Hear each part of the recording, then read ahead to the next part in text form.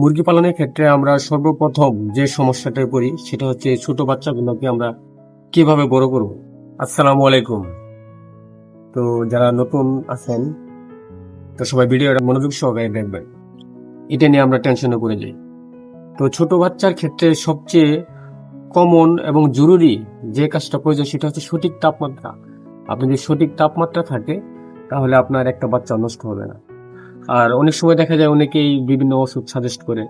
তো আমি একটা শর্টকাটে সাজেস্ট করবো, সেটা হচ্ছে যে ভালো সুস্থ সবল বাচ্চা থাকলে আপনারা শুধু একে ভিটামিন, প্রথম অবস্থায় ভিটামিন খাবার দিবেন, ভিটামিন জাতীয় যেগুলো আছে এগুলা দিবেন, 1 লিটার পানিতে 1 গ্রাম করে দিবেন। তো তাহলে ইনশাল্লাহ বাচ্চা সুস্থ থাকবে।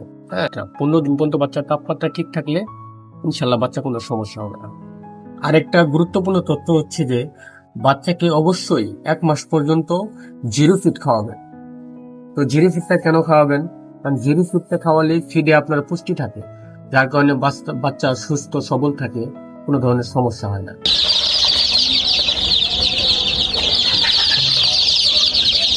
এই 1 মাসের মধ্যে আপনারা অন্য কোনো খাবার দিবেন না। 1 মাস পরে আপনি বাচ্চারে যে কোনো খাবার দিতে পারেন, যেমন সবজি দিতে পারেন, চাউল দিতে পারেন, ধান দিতে পারেন, তখন আপনি সব ধরনের খাবার শেখান।